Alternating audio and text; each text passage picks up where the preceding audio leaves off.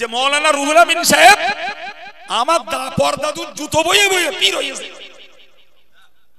এটা কি তার ইন্তেকালের বাদে তার জন্য কি অপমান নয়? এ কথা টাটকা বলছি, টাটকা। আজকের অগ্রহায়ণ মাসের 13 তারিখ, শুনতে পাচ্ছেন কথা? আজকের অগ্রহায়ণ মাসের 13 তারিখ, এখান থেকে 15-16 দিনের আগের কথা বলছি, পরিষ্কার বলা হলো যে মৌলানা রুহুল আমিন সাহেব আমার পরদাদুর জুতো বয়ে বয়ে পীর হয়েছে। এরপরেও তারা আমাদের কাছে বড় হুজুর, তাদের সমর্থক এবং তাদের দাওয়াতকারী যারা, তারা আমাদের কাছে বড় সম্মানের, কস্টলি, হেভি দাম, তারপরেও আমাদের কাছে অনেক মূল্য। বসিরহাট আল্লামা হুজুর জীবনে যা ওয়াজ করেছেন সে যুগের মানুষ আর বেঁচে নেই, তার ওয়াজ ইথরে ভেসে চলে গেছে। কিন্তু তিনি যে কিতাবগুলো লিখে মারা গেছেন, আলহামদুলিল্লাহ কিতাবগুলো যোগ্য পড়ুয়া বাঙালি মুসলিম সমাজ পড়ছে।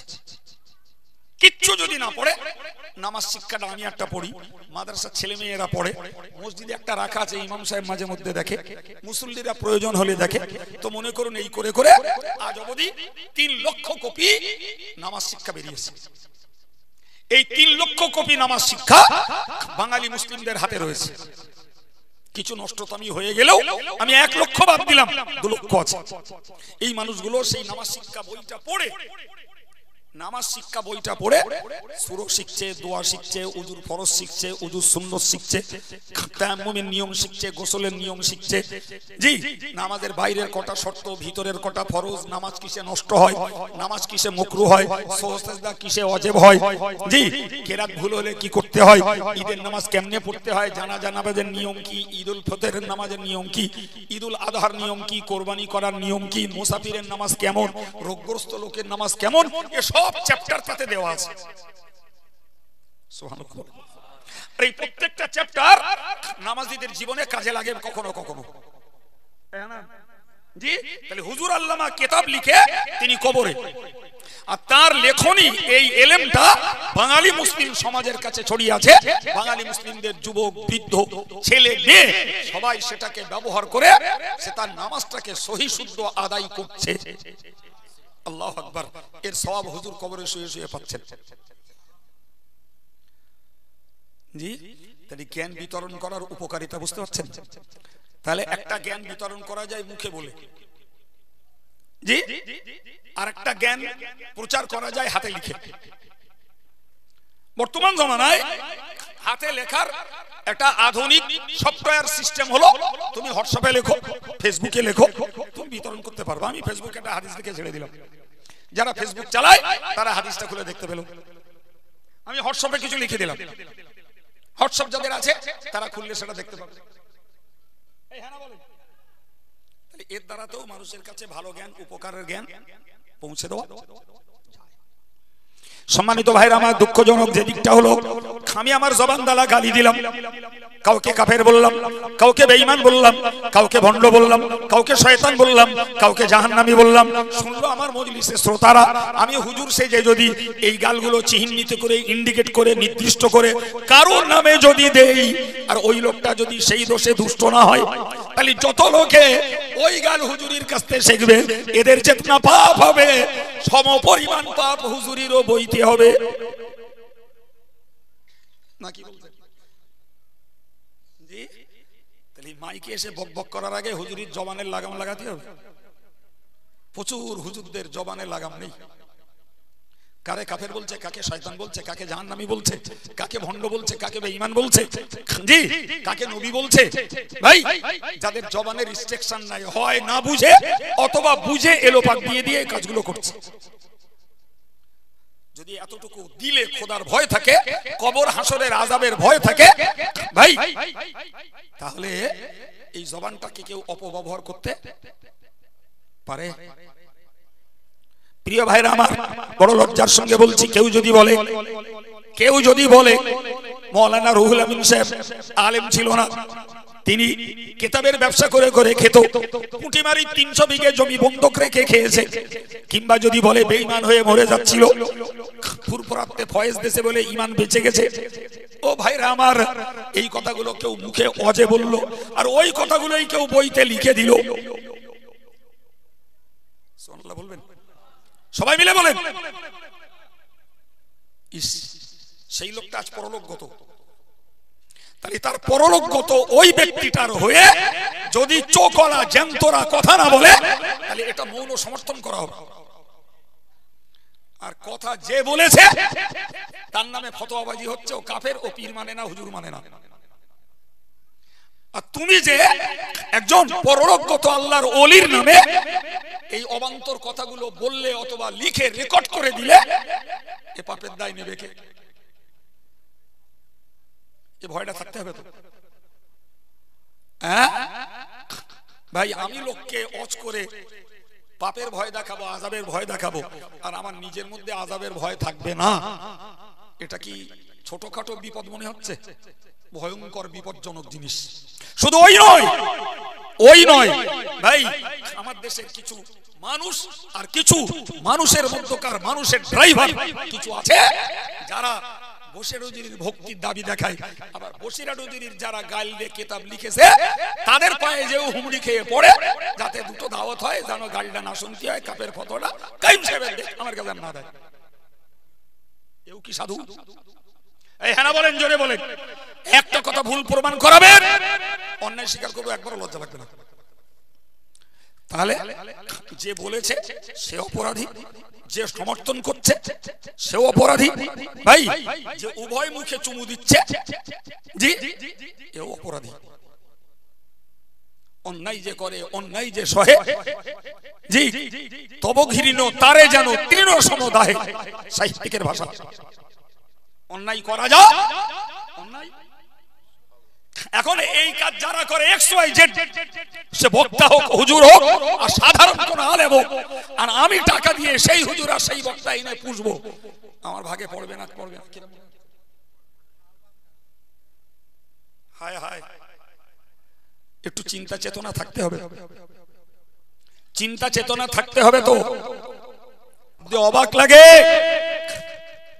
বসিরা হুজুর যখন দাদা হুজুরের কাছে সাক্ষাতে যেতেন, তো রাস্তা থেকে দরবারের দিকে নামলেই হুজুর দরবারে বসে দেখতেন যে মৌলানা রুহুল আমিন সাহেব আসছে, নজর পড়লেই দাঁড়িয়ে যেতেন, কাছে গেলে না, নজর পড়লেই হুজুর দাঁড়িয়ে যেতেন।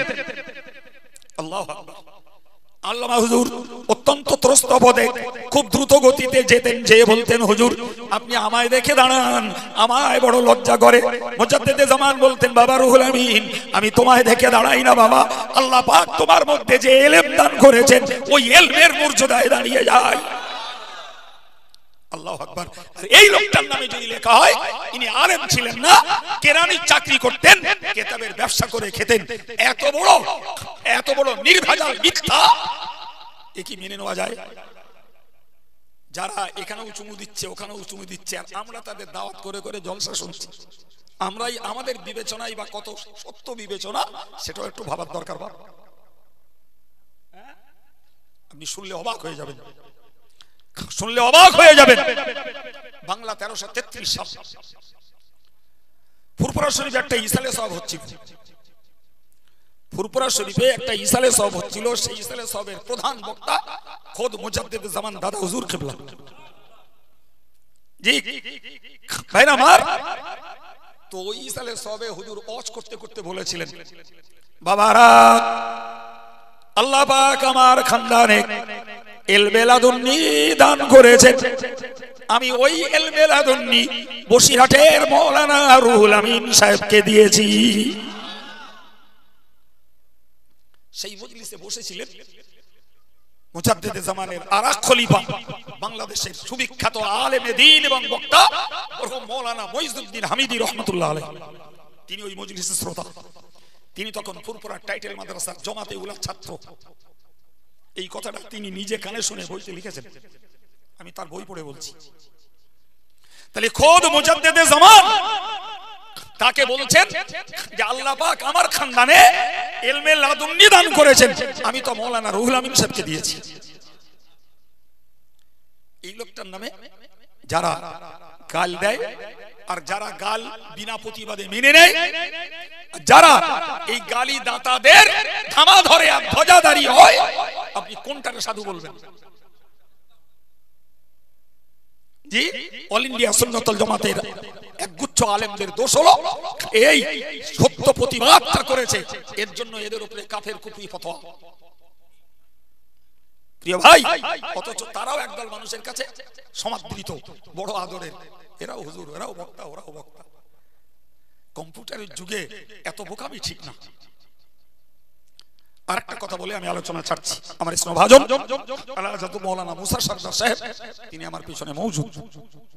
বাংলা 1336 সাল। কত বলছি? 1336 সাল। ফুরফুরার ইসালে সাহেবের তৃতীয় দিন হুজুর দরবারে রয়েছেন। ইসালে সাহেবের খাদেমরা হুজুরের কাছে এসেছেন।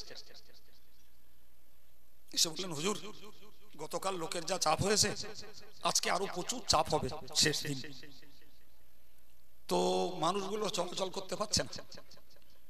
একটা কাজ করলে একটু বোধহয় সুসার হবে। কি বাবা? তো খাদেমরা বললো, হুজুর, এই রাস্তার দুপাশে যে দোকানগুলো বসছে, এই দোকানগুলো যদি একটু শর্ট করে দেওয়া যায়, তাহলে রাস্তাটা চওড়া হবে, লোকজনের চলাচল সুবিধা হবে।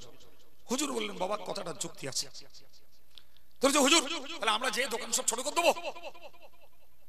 হুজুরের বুঝতে বাকি রইল না, এই নওজওয়ানদের দায়িত্ব যদি দেই, হুড়িয়ে দেবে, লোকের সঙ্গে ঝগড়া বাঁধাবে। হুজুর বললেন, বাবা, আমি যাচ্ছি। সুবহানাল্লাহ, তোমরাও চলো, আমিও যাচ্ছি। হুজুর যখন সঙ্গে, তখন তো ওদের আর কিছু বলার নেই। তো হুজুর সবাই কাছে যাচ্ছেন, বলছেন, বাবা, লোকজনের চাপ হতে পারে, বাবা তোমরা দোকানটা ছোট করো। এই বলতে বলতে বলতে বলতে আসছে। তো হুজুরের কথার কেউ বেয়াদবি করেনি, যারা যা বলেছে সে শুনে যতটা গুটিয়ে নেওয়া সম্ভব গুটিয়ে নিয়েছে। এখন একটা যুবক ছেলে, তার একটা দোকান। এখন ওকে যখন বলেছে, আল্লাহ জানে ওর মেজাজ মতে কি ছিল, হয়তো বেচাকেনা ভালো হয়নি, ও বলতে, হুজুর, আমার দোকান ছোট করছেন, সবার দোকান করবেন তো? তো হুজুর বলে, হ্যাঁ বাবা, সবার দোকান ছোট করা হচ্ছে, পরেও করা হবে। ও আর বার্তা কথা না বলে দোকানটা ছোট করে নিয়ে ওই দলে ভিড়ে গেছে। কি করতে? ভিড়ে গেছে। হুজুর কয়েক কদম, কয়েক দোকান যেতে যেতে একটা কিতাবের দোকান, সেখানে যে দেখলেন একটা কিশোর বাচ্চা রয়েছে। বাবা, দোকানটা একটু ছোট করে নাও। তো বাচ্চাটি ছোট করার জন্য রেডি। আচ্ছা, তো হুজুর বললেন, বাবা, এই দোকানটা কার? তো বললে, হুজুর, এটা মৌলানা রুহুল আমিন সাহেবের কিতাবের দোকান। হুজুর ওই পাতা বেড কভারটাকে 17 ইঞ্চিটাকে ছেড়ে দিয়ে বললেন, বাবা, এই দোকানটাকে ছোট করা যাবে না। সেই ছেলেটা পিছনে ছিল তো, ও তখন বলল, হুজুর, সব দোকান যখন ছোট করেছেন, এই দোকানটাকেও ছোট করা লাগবে। হুজুর তখন কান্না স্বরে বলেছিল, ও বাবা, ছেলে, বাচ্চা ছেলে, তুমি বোঝো না বাবা, ও যুবক, তুমি বোঝো না, মৌলানা রুহুল আমিন সাহেবের কিতাবগুলোকে আল্লাহর ফেরেশতারা মর্যাদা দেয়। আমি আবু বকর ওই কিতাবের দোকান ছোট করে লাঞ্ছিত করতে পারবো না। কি বুঝলি? আজকে যদি তার নামে বলা হয় যে মৌলানা রুহুল আমিন সাহেব আমার পরদাদুর জুতো বইয়ে বইয়ে পীর হয়েছে, এটা কি তার ইন্তেকালের বাদে তার জন্য কি অপমান নয়? এ কথা টাটকা বলছি, টাটকা। আজকের অগ্রহায়ণ মাসের 13 তারিখ, শুনতে পাচ্ছেন কথা? আজকের অগ্রহায়ণ মাসের 13 তারিখ, এখান থেকে 15-16 দিনের আগের কথা বলছি, পরিষ্কার বলা হলো যে মৌলানা রুহুল আমিন সাহেব আমার পরদাদুর জুতো বইয়ে বইয়ে পীর হয়েছে। এরপরেও তারা আমাদের কাছে বড় হুজুর, তাদের সমর্থক এবং তাদের দাওয়াতকারী যারা, তারা আমাদের কাছে বড় সম্মানের, কস্টলি, হেভি দাম, তারপরেও আমাদের কাছে অনেক মূল্য। বিবেক বিবেচনা মরে গেছে না কিছু আছে? হ্যাঁ, যারা আছে তারা নিশ্চয়ই এটা মেনে নিতে পারেন না। আমি কি বলতে যে এত কথা বললাম, আমি হাদিসের বাস্তবমুখী ব্যাখ্যা বলছি। তাই মুখ দিয়ে যদি ভালো কথা বলি, যিনি আমল করবেন তিনিও সব পাবেন, আমিও পাবো। মুখ দিয়ে যদি খারাপ কথা বলি, যিনি ওটাকে মানবেন বিশ্বাস করবেন তেনারও পাপ হবে, যিনি বলেছেন ওই সমান পাপ তাকেও নিতে হবে। আমি যদি কিতাব লিখে খারাপ কথা লিখি, যত লোক পড়বে তার পাপ হবে, ভালো কথা লিখবো যত লোক আমল করবে তার সওয়াব হবে। আমি হোয়াটসঅ্যাপে আর ফেসবুকে জি টুইটারে অন্যায় বাজে কথা লিখবো, গালমন্দ লিখবো, কুৎসা লিখবো, ভাই যে লিখবে তার যত পাপ, যারা করবে তাদের যত পাপ, যে লিখবে তার তত পাপ। সুতরাং মরার পরে শুধু দোয়া করলে সওয়াব হবে না, বাপ বিনা দোয়ায়ও সওয়াব পাবে আর বিনা দোয়ায় পাপও যাবে। এ ভাবনা যাদের মধ্যে নেই, আমি মনে করি তারা বুদ্ধি আর শিক্ষার জগতে এখনো মূর্খের যুগে বাস করছে।